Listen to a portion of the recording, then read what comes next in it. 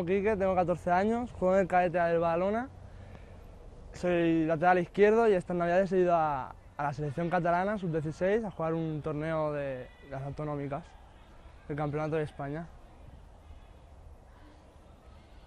Pues lo valoro mucho porque no todos los días se va y para mí es muy importante haber ido, ya que me lo marcaba como una meta. No me lo esperaba ser titular, ya que hay mucho nivel, y siendo más de primer año y viendo jugadores del Barça y Español, no me lo marcaba no iba con esa mentalidad.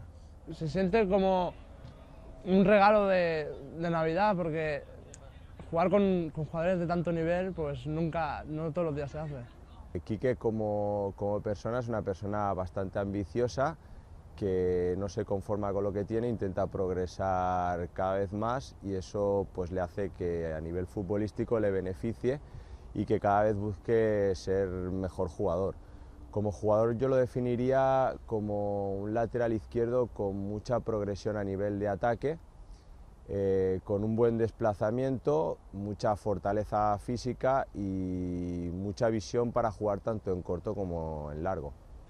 Me defino un jugador humilde, que me gusta lo que hago mucho y me marco la única meta como disfrutar. Mi objetivo ahora es volver seguir trabajando duro con mi equipo y poder ir mejorando día a día.